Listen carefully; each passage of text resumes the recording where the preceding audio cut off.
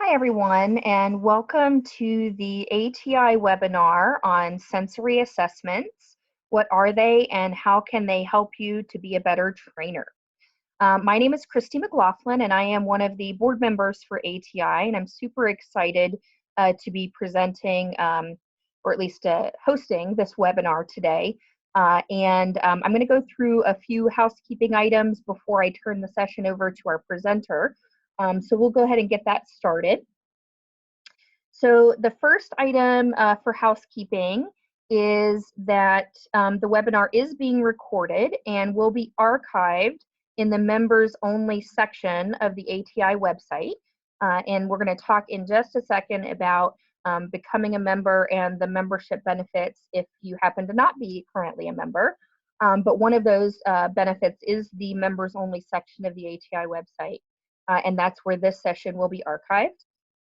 The participants' lines will be muted for the entire session today. You will, however, be able to ask questions and post your comments. You can do those either in the comment section of the chat box, which some of you have used already, so hopefully that is easily accessible to you. But you can also post your questions or comments in the Q&A section. And so if you scroll down to the bottom, with your mouse, you'll see an option for chat and Q&A, and both of those are acceptable ways to ask questions or make comments.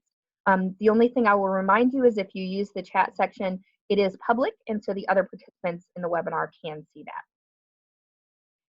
So moving on, let's talk a little bit about ATI and how to become a member.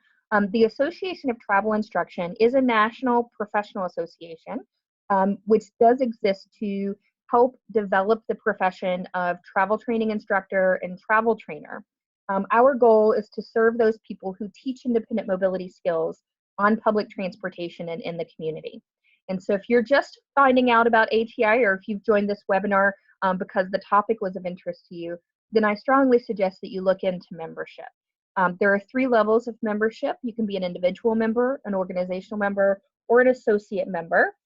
Individual membership for an annual fee of $50, you get access to these free professional development opportunities.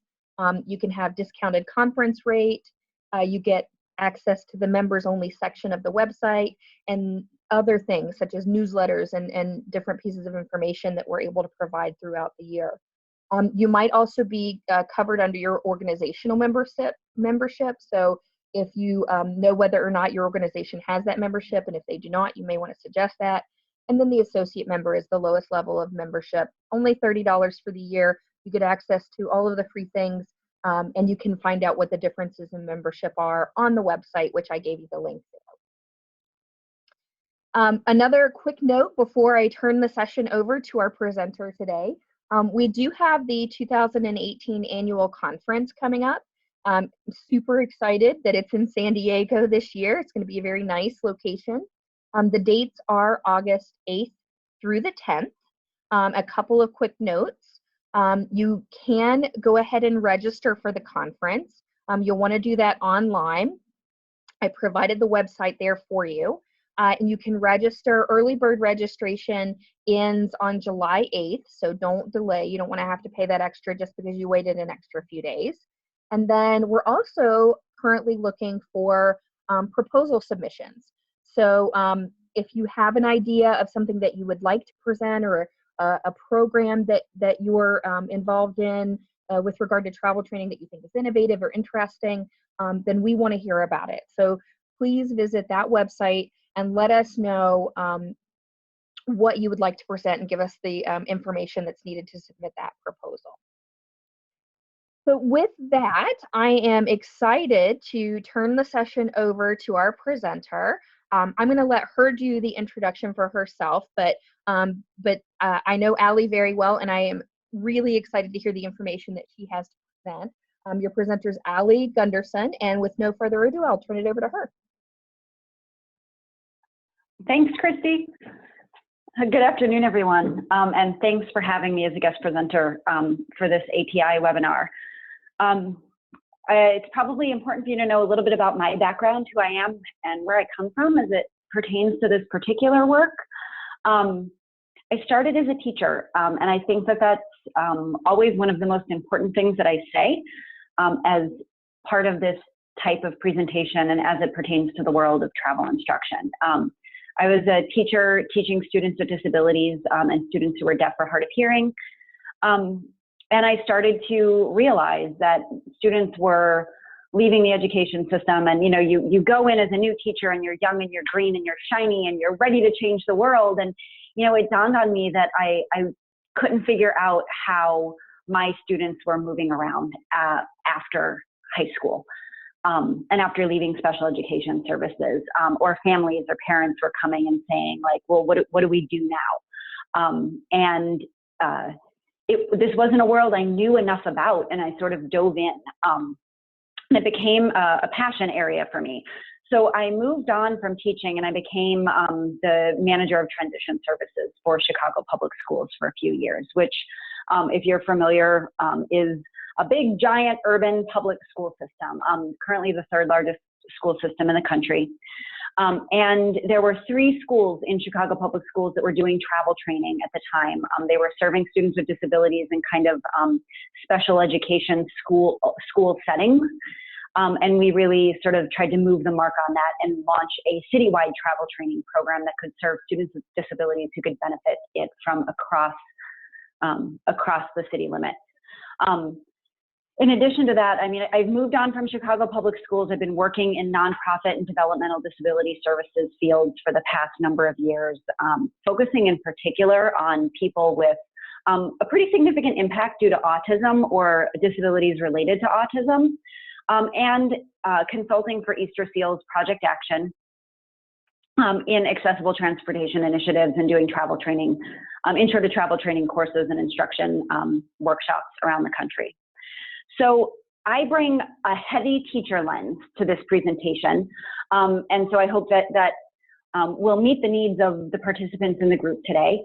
A couple of things before we start.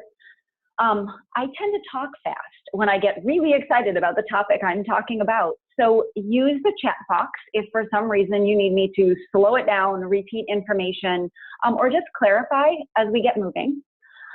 Also, if you would like to use the chat box, remember that it's public versus the Q&A, which is separate. But in the chat, if you want to indicate who you are, your role, what organization or agency or company that you work from, that would be fantastic. I encourage you to share. On webinars, we often see a list of people who are participating, but for the sake of learning from each other, it's often great for us to share who we are and where we come from, so we know who else around the country is participating. So if there's any brave volunteers, you can certainly use the chat box to do that.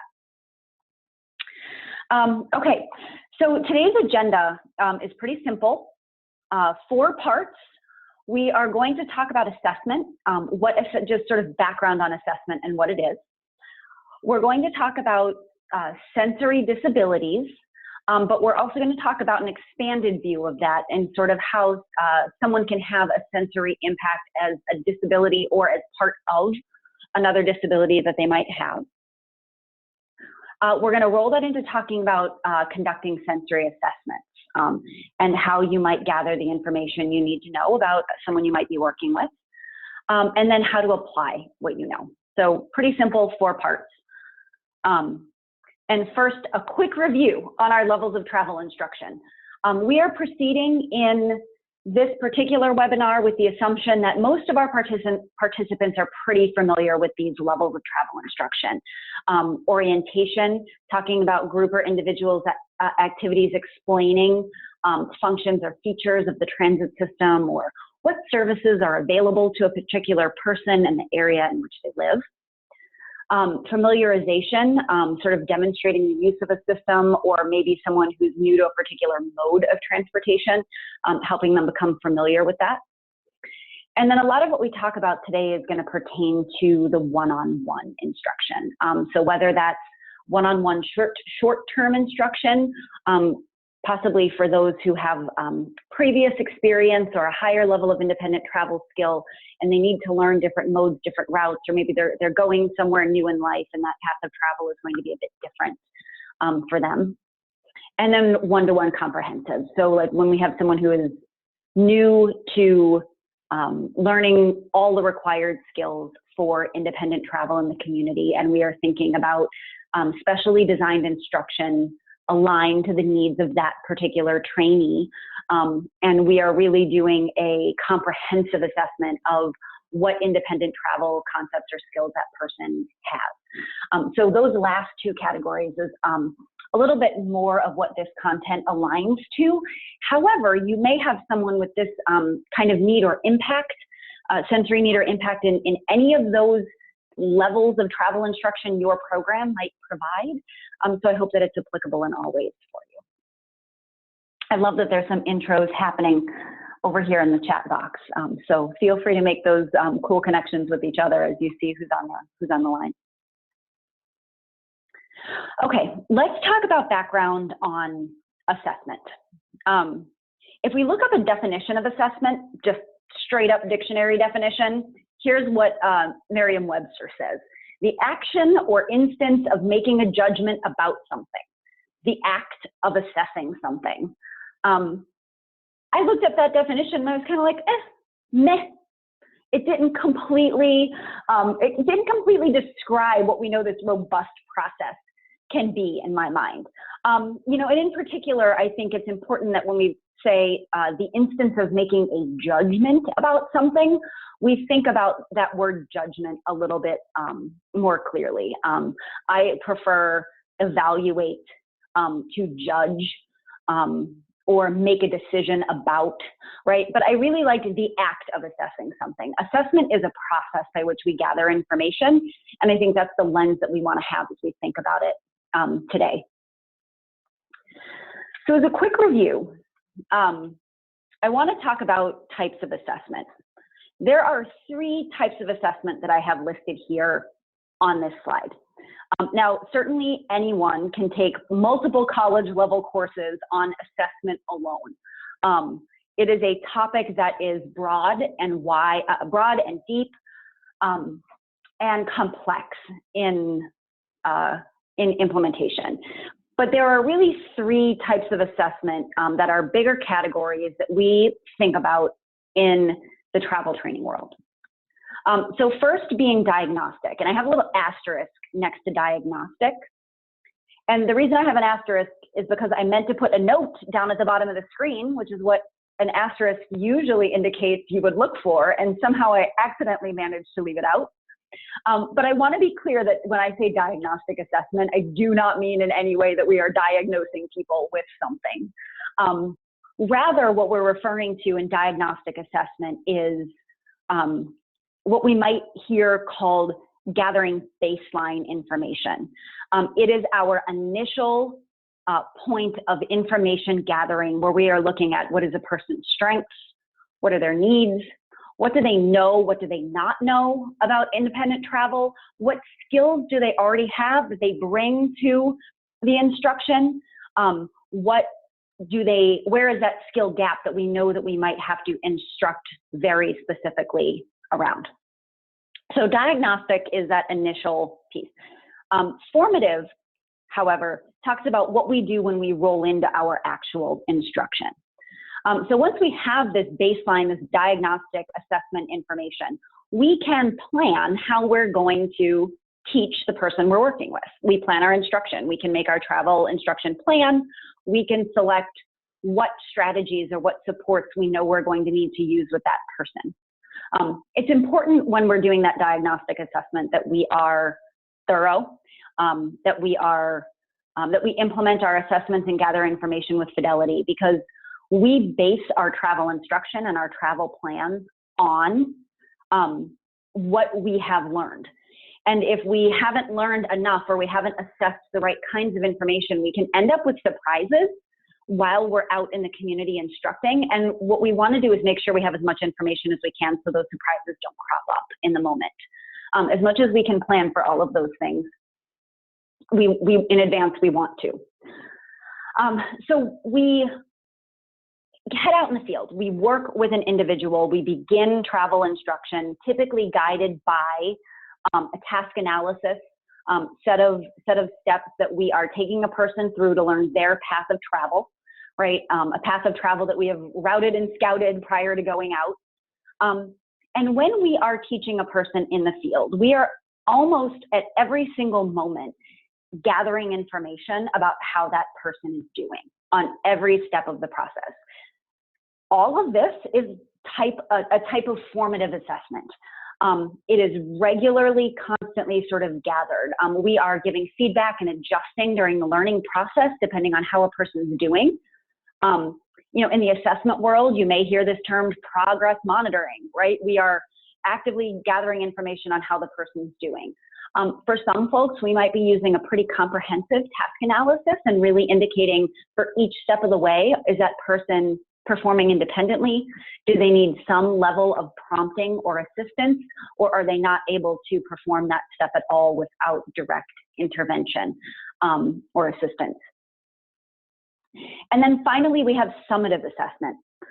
Summative assessment is, if you think back to high school or college, your final semester test or your final paper that's due, sort of this cumulative assessment of what you've learned based on some sort of endpoint assessment in the course. That's what summative assessment is looking at, achievement at the end of instruction. You know, a word of caution when it comes to summative assessment and travel instruction and travel training, when we are, you know, we're constantly moving towards independence in all aspects of independent travel with the trainee that we're working with. And in no way, shape, or form would we ever say to a trainee, you know, it's time for you to, you know, move along your entire path of travel on your own. I'm going to shadow, and let that person make a mistake that would result in some kind of unsafe situation or like put that person in personal danger, right? A summative assessment in high school where you take a final at the end of the course, if I get 50% of the questions wrong because I didn't study and I fail my final, I'm not getting hit by a vehicle, right? So there's a different sort of resulting impact from, say, that final test at the end of the semester to a summative assessment in travel training. Really, in travel training, we are moving to a level of independence each and every time that we are out training, and we're making this judgment of when a person is ready to move through that path of travel independently. And we often want to see them be able to do that multiple times in a row so that we know that they've generalized that skill and it's not just a fluke that they've been able to perform the entire task analysis on them. Over on the right, you'll see some other key terms in the world of assessment. Norm referenced and criterion referenced are two. Norm referenced assessments are not assessments we're using in the travel training field at this point. Norm referenced assessments are based on a normative group sample and assessing where a person, how a person performs in comparison to that norm group. So for instance, if you think back to when you would take standardized achievement tests and you would get a score that would say, you know, this person falls in the 85th percentile in reading amongst all sixth graders that were part of the norm group from around the country. That's not something we're using as part of assessing travel training, but I put it in there because it's important that you might get information or assessments from other people who provide services to a particular person. Often travel trainers are, there are other service providers, or particularly if you're in a school system and you're working with a student who has an IEP, there are norm referenced assessments that are conducted, and that might give you good information about a trainee, but not necessarily assessments that you are, norm referenced assessments you're conducting yourself. Criterion referenced assessments we are often using in the field, right? How is this person performing against a set of criteria or a set of expectations? So it's not about how they're doing in comparison to others as part of a norm group, it's how they are doing against achieving specific skills. So our task analysis often gives us that kind of information. And you can also hear assessment talked about as formal or informal. And formal is really when we're talking about a like structured assessment that's implemented typically by someone with a credentialed background who's allowed to implement a particular assessment because they are a psychologist or an occupational therapist, and there's a protocol that's being used to implement that assessment, and can be and is usually falling into more of those norm reference assessment categories. Okay, that's all background on assessment, but I want to talk about the why behind assessment. Because this is the part that I think is really important when we think about our work. Assessment is fundamentally at its core a way of gathering data and information. And if we gather information and we gather data and we don't do anything with it, it doesn't help us. What we want to do is gather that information so that we can understand clearly a person's performance. We want to evaluate that data that we've gathered. We want to analyze it so that we can come to conclusions about what it tells us, so that we can then figure out how to design instruction to improve a person's performance. At its core, that's what this process is about for assessing. Sometimes assessment in general, you can hear it in a very negative lens, particularly when it comes to school systems, and we talk about assessing students and there's too much testing and too much assessment. But when we really back away from that and we think about assessment as an asset to the process, we're gathering information so we can learn about the person from it and then make our instruction the most impactful. We're doing it all the time. Just a quick slide here. I mean, we're doing it at intake or at the pre-training process, right? So that's our diagnostic assessment. During training is our formative assessment. We're evaluating as we go. And then post-training, determining whether there is that mastery, looking for that sort of summative assessment information to help inform those decisions on independent travel readiness. So now that we've gone through a little bit of that background, I'll take a minute and just sort of take a look at the chat box or see if any questions have come through before we move into the next section of our agenda. And I see that Florence is noting about, you know, although you may have information from a particular assessment, you are constantly looking at what you see, what you teach, and what that person is demonstrating in the moment. And I think that's right. You know, that process of instructing and evaluating how that person is doing is a constant part of travel training. So let's talk a little bit about sensory disabilities. We can't really do that unless we talk first about the senses. So in order to make sure we're all on the same set of background information, it's pretty traditional that most of us grew up thinking about the five senses or knowing about our five senses. Sight, hearing, taste, touch, and smell. And I will slow down a little bit. I just saw that note come through. Thank you for helping me not speed up my pace too much. My mom always tells a funny story of finding me in my bed when I was a child, not sleeping at night with my light on. She kind of came in to ask me why I wasn't asleep yet. And I told her that I couldn't go to sleep until I could remember what all the five senses were. I don't remember this particular moment of my life. I was small enough that I don't remember it, but she remembers it and thinks it's hysterical. But those are our senses are something we learn about early on. There's a much broader view or an expanded view at this point of what we're referring to when we talk about the senses. And you'll probably hear, read, and or see more information emerging on the seven senses.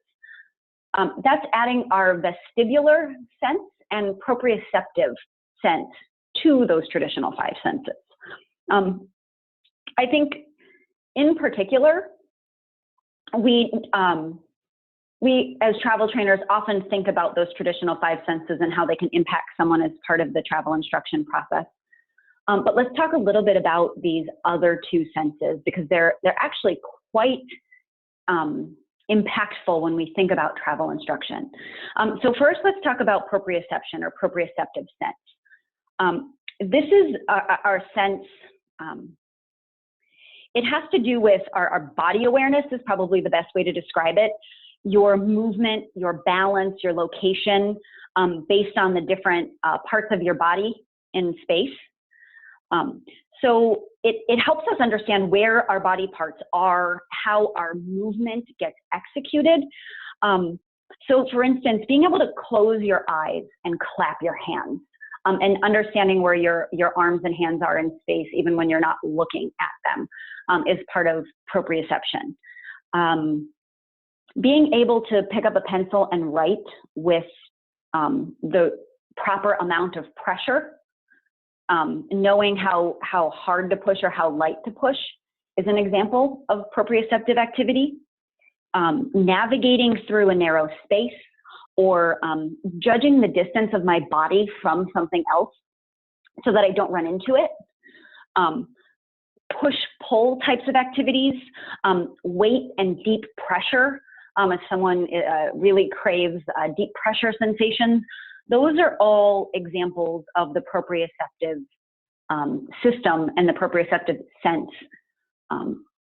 And I think probably in listening to some of those examples, your brains might be thinking about, yeah, oh, that really does pertain to travel training. Conversely, the vestibular system is our body as it relates to gravity and balance and acceleration. So one of the biggest examples that's always given when we talk about our vestibular system is the ability to like sit up, right? And hold our head up while we're sitting, to be able to track with our eyes and our head movements, and coordinate those together. Being able to turn our head when we watch a moving object or read words across a page of a book. Knowing when you're in an elevator that your body is moving. Anyone who's ever experienced dizziness has experienced an impact to their vestibular system. Being able to know whether you're lying down or sitting up. It's our vestibular system that informs us of those things. So, you know, try to sort of think about how that impacts a person as part of their independent travel, particularly if they have a need around how their vestibular system or vestibular sense is impacted. Let's move on. So with that background on sensory disabilities, you know, the fundamental or the easiest way to describe a sensory disability is an impairment of one of the senses, right? And primarily we're talking about one of those 7 senses that we just referenced. It's oftentimes used more broadly to talk about a visual or a hearing disability, but it's important to note that other senses can also develop disabilities. So an inability to smell, or a somatosensory disability where like you might be insensitive to some kind of touch or heat, where that doesn't register for you. Balance disorders. So there's a pretty big range. The most common are visual and hearing disabilities, but today we're going to talk more about those other senses and how they can be impacted in general. And of course, you know, when we talk about visual disabilities and travel training, I always have to, you know, sort of give that reminder that we are working in concert and in partnership with orientation and mobility services for individuals who are blind or have significant visual disabilities. Travel training is instruction for those who do not have blindness or a visual disability significant enough such that they would require orientation and mobility services. So please be mindful of that as we talk about this information today. So I want to be clear as we talk about this a little bit more, that a person can have a sensory disability, but a person can also have a sensory impact or a sensory need as part of other disabilities. So, there's some examples that I put up here. This list can be a lot longer, but I think it's important to note, right? So hearing loss, deafness, or blindness certainly are sensory disabilities. But a person who has had a stroke, a person who has a traumatic brain injury, we often hear about sensory needs as it relates to autism spectrum disorder, person with post-traumatic stress disorder. All of these are a disability or condition a person can have where there may be a sensory impact. So it's important that when we are assessing and we are working with people in the travel training field, that we are thinking about those sensory impacts, even if that person doesn't outright have a sensory disability by traditional label or traditional name. An important thing to note, you may have heard sensory processing disorder or a term like that, sensory integration disorder, referenced, especially as it pertains to sometimes children, young adults, people with autism, etc. And that particular category of need is not recognized in something we call the DSM, something called the DSM-5. If you're not familiar with the DSM-5, it's the Diagnostic and Statistical Manual, which is a guide that's used by psychiatrists and sort of clinical personnel, pediatricians, psychologists, social workers, in diagnosing a person that may have a particular disability. There was a lot of discussion. The 5 is in reference to it being the 5th version of the Diagnostic and Statistical Manual. There was discussion when that revision was conducted a couple of years ago as to whether or not sensory processing disorder was going to be added as a recognized condition in that in the DSM, and it was not. And often when things are covered in the DSM, therapies and other services related to that can be covered by insurance. And so that was why there was a big discussion and sort of a campaign to include it, but it's not in there. But it's not, just because it is not in there as a diagnosable category within the DSM doesn't mean that those impacts are real for a person. And so we need to keep that expanded view in mind as we think about sensory disabilities or sensory impacts. Here are some different ways that a sensory need can impact a person. We often hear people talking about hypo or hypersensitivity to different kinds of sensory input. So I put a couple of examples because I think that that helps put it into context. So for instance, you may work with someone who has a very high tolerance for pain, right? They are undersensitive or hyposensitive to things that would traditionally cause a pain response in a person, and their tolerance for it is so high that they may not be impacted. For instance, I have worked with young children with developmental disabilities who their parent had shared that like the child fell while running. And while they were like a little bit timid and sort of using their left arm, like they went to the hospital and got an x-ray and the arm was broken, and the child never even cried or, you know, showed discomfort that a typical individual would show with a broken bone. So they were undersensitive or hyposensitive to that. On the hypersensitive or that very heightened sensitivity side of the spectrum, you might encounter a person who perceives very typical tactile input as a pain sensation. You know, so something as simple as tapping the person on the shoulder can, for that person, feel like intense pain. That's going to impact, you know, both of those things can impact the person when moving independently in the community and thinking about independent travel. You might work with someone who, no matter how loud or alarming a sound is in the environment, they do not respond or attune to that sound.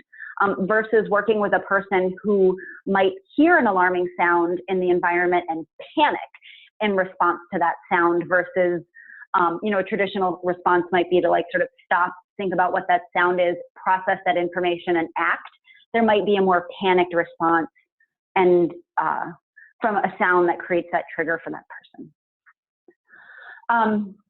You might work with someone who seeks deep pressure, that like no matter how much you would hug and or squeeze, now traditionally as travel trainers, be clear, we're not hugging and squeezing folks, but they might seek deep pressure. They might want to push their body into a surface. They sort of might push against a wall just to get that sensation of pushing back against their body.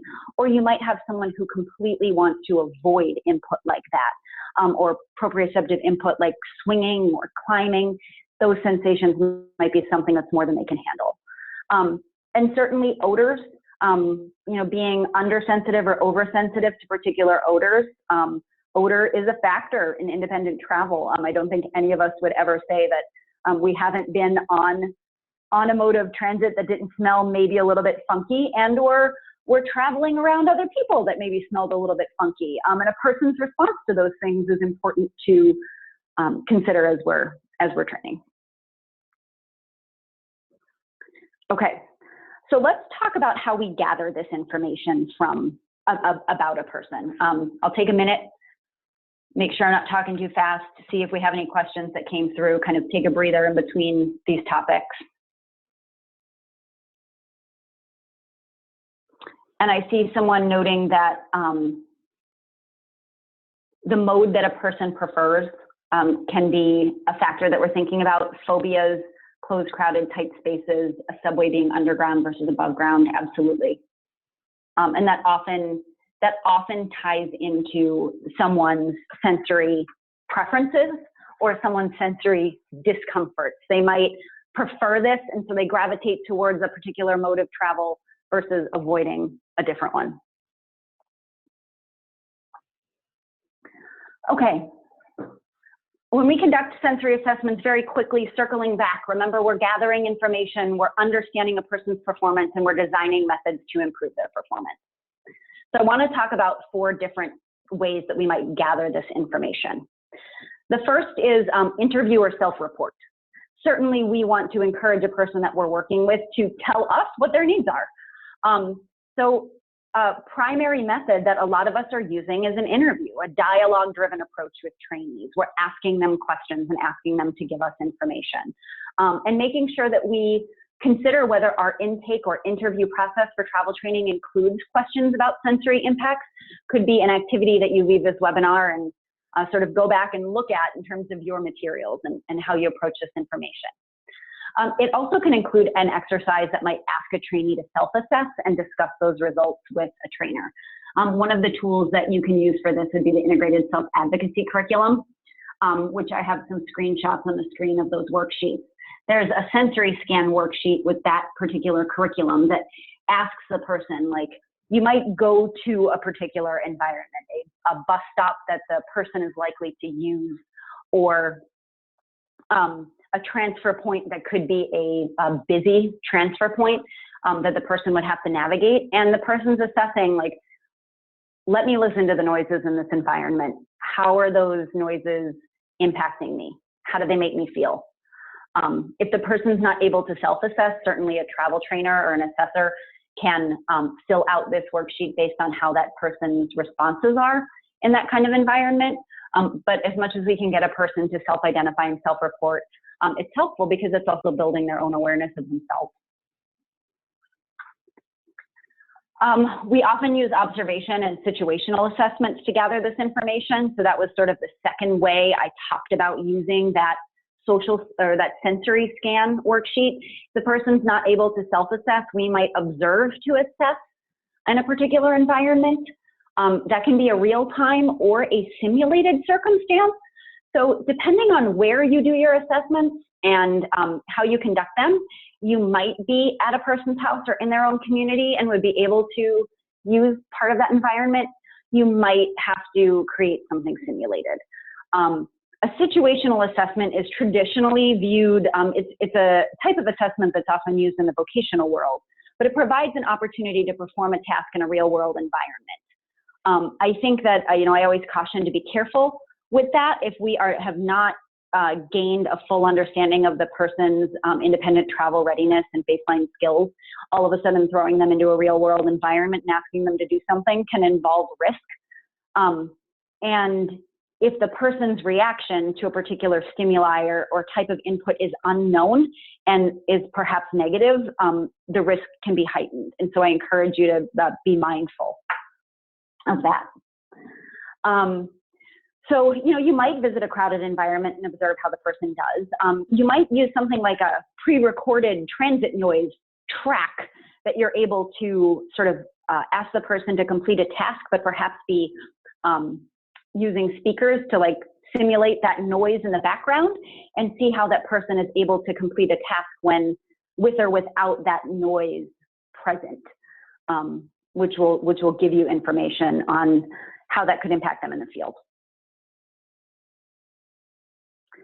I put a couple of examples of screenings or checklists here. Be mindful that these kinds of checklists are not intended to be for diagnosis. They are traditionally quick and informal, but the good part is that they can be implemented by a variety of different professionals. So, and I see a typo in my slide right there. Informal can be administered by a variety of professionals. So a lot of different folks, you don't necessarily have to have any particular degree or certification or qualification to use a sensory assessment checklist. And it's a quick method for gathering that information, again, against a set of criteria. Does this person have great difficulty transitioning from one type of activity to another? Do they have difficulty facing changes to routine, or are they not able to recognize familiar people in unfamiliar environments, or when that person looks different because today they're wearing glasses and tomorrow they're not? Lets you get a sort of a quick set of information on whether the person might have an issue or a preference, and if you need to plan around that as part of your instruction. And then there's assessments that are traditionally conducted by licensed or certified professionals. So some travel training programs do have folks on staff that might be occupational therapists, where implementing this kind of assessment is something that they are qualified to do. But often these are going to be conducted by potentially someone you're collaborating with outside of a travel training program. They could often be used as part of, for transition age youth, as part of the IEP process. The BRE-VMI stands for Visual Motor Integration Test. That's the acronym that's down at the bottom. Or if the person, say, is receiving services from a disability services nonprofit organization and they have a case manager as part of that who's doing assessments with the person, those could come from, these kinds of assessments could come from that person. It's important that you know what they are and you can recognize them in a set of information to know that they can help you as a travel trainer apply that information. And then really the most important thing is using what we know in the right way. When we talk about sensory disabilities or sensory needs, the issue is never what is the disability itself. The issue that we're focusing is always on how does this impact the person as it pertains to independence and community mobility. How that need impacts the person as part of their travel. That's the information that a travel trainer is using to plan and inform instruction. So when we have this information, we need to use it to create our travel instruction plan. We need to think about when we're doing that route and scout, when we're assessing the path of travel that that person will use, how does the sensory need play into that path of travel? Are there things that we would, are there parts of that route that we would need to think about modifying or changing a bit to avoid something that could negatively impact the person's ability to travel that route on a day-to-day basis? I think it informs our backup plans in particular. As a travel trainer, you are creating backup plans.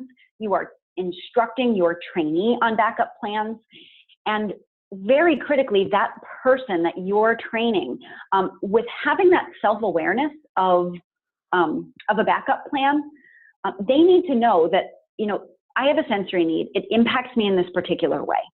And if that crops up unexpectedly during my travel, I need to know how to handle that in the moment. A person with a particular sensory sensitivity can often have a heightened response that's difficult to predict or plan for. And the intensity of that response can vary based on the stimulus that's there. So you might need to have backup plans to the backup plans, particularly if you know someone reacts in a very intensive way. And then it's going to inform your preparation strategies when you think about what you're teaching, how you're teaching, what tools you're using, sort of all of the toolbox that you have. There's just this extra lens of readiness.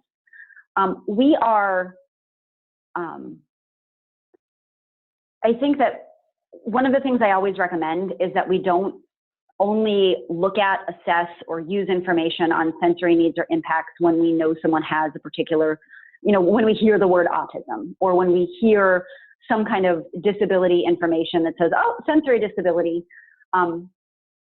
Every single one of us, I think, in life has always expressed sensory needs and preferences. Anytime you've ever heard someone say, I don't eat cottage cheese, I can't stand the texture of it, they're expressing a sensory preference around texture of food to you. We all have these things, and it's pretty typical. So any trainee that we work with could have a sensory impact. So think about how this plays into your assessment and instruction for anyone, not just a person with a sensory disability. So as a final thought, I always emphasize that we should be focusing on promoting self-determination. We teach with the end in mind. If you were to have if I could be so geeky as to have favorite academics, like some people have favorite celebrities and want to watch everything about the Kardashians or whoever their favorite celebrity might be. Some of us have favorite academics and researchers in the fields that we love. And if I could be so geeky as to say that Michael Wehmeyer is is a fantastic transition age youth self-determination for people with disabilities focused academic and researcher. I always use his definition of self-determination, which is acting as the primary causal agent in one's life and making choices and decisions regarding one's quality of life, free from undue external influence or interference, right? Being able to know myself and make decisions about me and about myself is what we want all of our trainees to experience and feel as a result of what we do. And we're often one part of a broader picture of self-determination for that particular individual, but being able to move around one's community with independence and freedom and autonomy is a key outcome. And we teach with that end in mind when we think about applying all of this information. So there's less focus just on sensory disability, but always bringing us back to the core of what our field is about and why we do it. And it's to give the person that autonomy to live the life they want to live in the way that they want to live it. So that brings us to the end of today's content. I will open up the floor. Christy's in monitoring, I think, for questions or chat concerns or anything that folks wanted to bring up. So I'm happy to take those for a few minutes. Great. Thank you so much, Allie. That was a lot of really fantastic information. We do have a couple of questions. I do want to just remind everyone really quickly how you can ask your question. You can either click on the Q&A button. If you scroll down to the bottom of your screen, you'll see that. That's an anonymous way you can post your question, or you can post it in the chat section. Again, remember that that's public and everybody's going to see that, but you can post questions or comments that way. So let's start with some questions that we have in the chat section. Let's scroll down here. An easy one, I think, to answer, or hopefully easy, is where can we get copies of these screenings and checklists that you mentioned? That's a great question. One of the things, you know what I didn't do, each of those pictures that I included in the slide, what I can do is make those a hyperlink that if you click on the picture, it goes to the particular site where it's from or the particular location. But if you also go to TheraPro, is a website that if you Google sensory assessments on TheraPro's website, Pearson's website, I'm just sort of looking at where they're ProEd.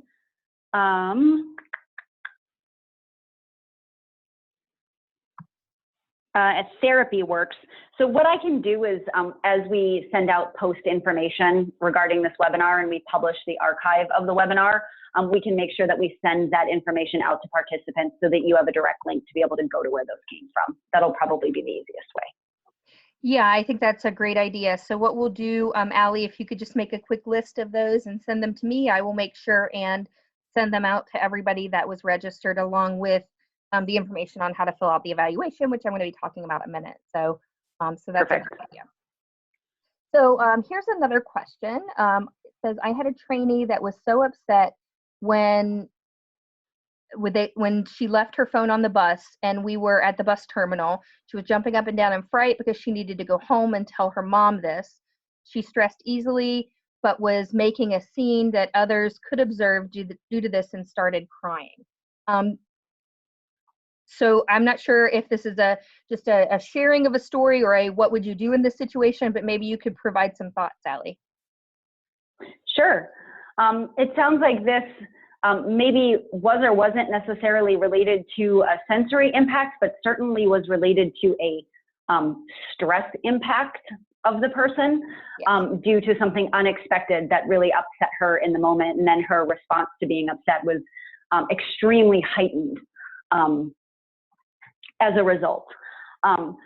So, you know, in the moment, your strategy is always going to be to assist the person in becoming calm, to make sure that they are, their reaction isn't going to put them in danger in any way, and then to work on problem solving the situation in the moment. The secondary strategy to that is thinking through, okay, when something goes wrong, this person's reaction tends to be more extreme than I would expect.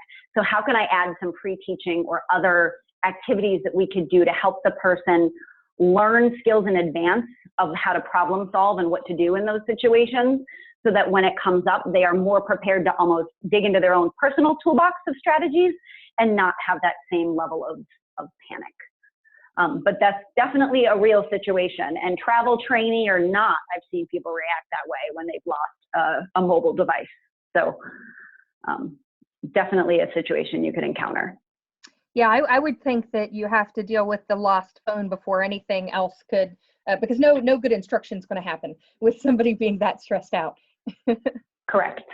Correct. All right. So the next question, is it always assumed that if we're working with somebody that is completely without vision, that they have a sensory issue? Well, blindness is a type of sensory disability. But I think the bigger question there is, should that person be working with someone who's an orientation and mobility specialist?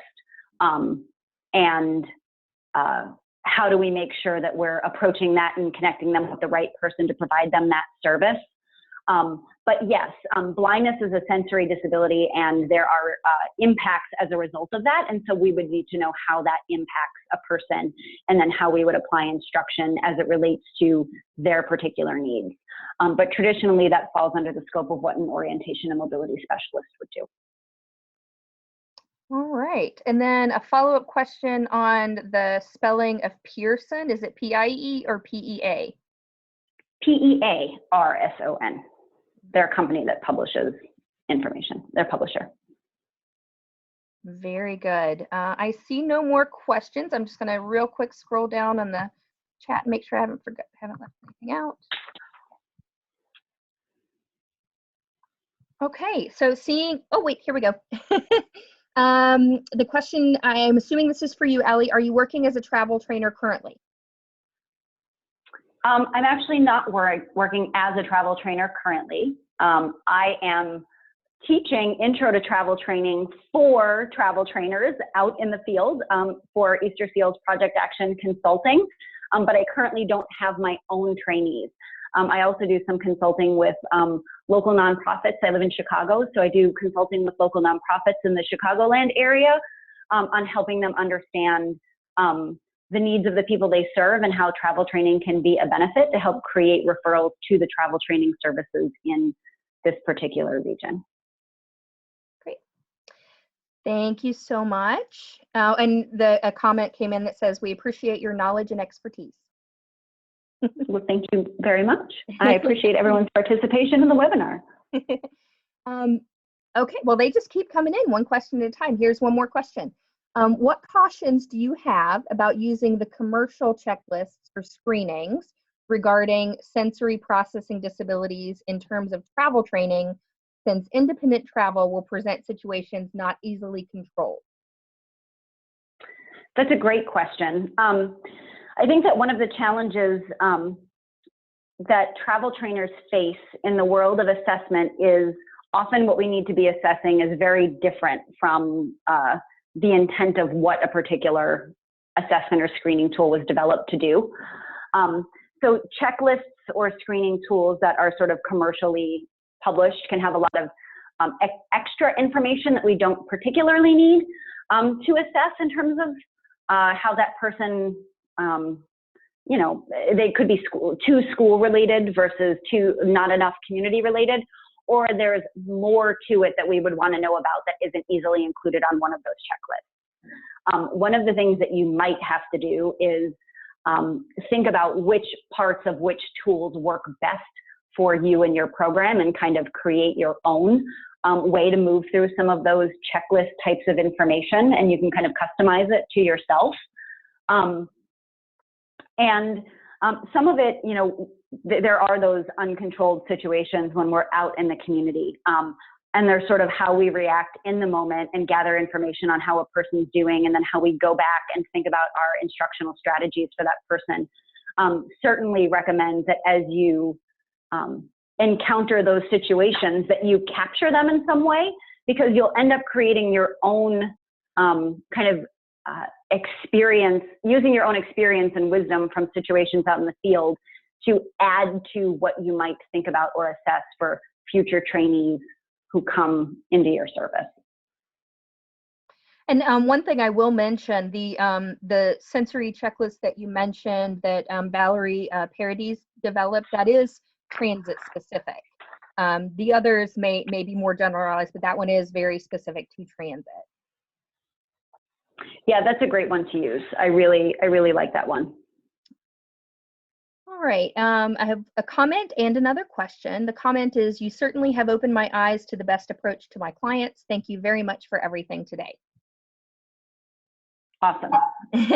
And the next question, are there exercises that can be learned to assist the vestibular or proprioceptive perceptions, or are they fixed? So those two largely align very closely with the field of occupational therapy. I always say that if I went back and did my education all over again, occupational therapy would be a direction that I would take. I just love what they do, and there's not enough of them ever to meet all the needs of people who need services. But I would direct you to like AOTA, the Occupational Therapy Association, and other occupational therapy specific professional websites often have great information on activities and exercises that one could implement to address vestibular and proprioceptive needs of a person. The list is long depending on what the impact of a person is, but I would encourage you to check those out. And even some of those websites that I mentioned before, they've got different books that have been written or been developed by occupational therapists that dive into it a little bit deeper. Great, thank you. And the questioner says thank you as well. So that's all the questions that we have at this time. I would encourage you, if you have questions that come to mind after the session, feel free to email me. Allie did provide her email address as well, so you could contact either of us with questions, and we'd be happy to get back to you. I am going to be sending a follow-up email after the presentation today with the link for the evaluation. Allie, if you don't mind going ahead a slide so we can see that link. So there it is. So please take a moment when we send out the evaluation link to provide your feedback on the session. We are going to have additional webinars this year presented by ATI, and we want to get your feedback so that we can improve the future sessions as we move along. So take a moment to do that. I'll also include in that email the information that Allie mentioned that she would get together, the links to the survey or the checklists and the evaluation forms that she mentioned. And then finally, on the final slide, you see the contact information for ATI. We hope that you do keep in touch with us. I hope to see everyone at the conference this year. So if you have any questions about that, you can let us know that as well. Thank you so much for participating today and for supporting the Association of Travel Instruction. We hope that you all have a great day. Thank you.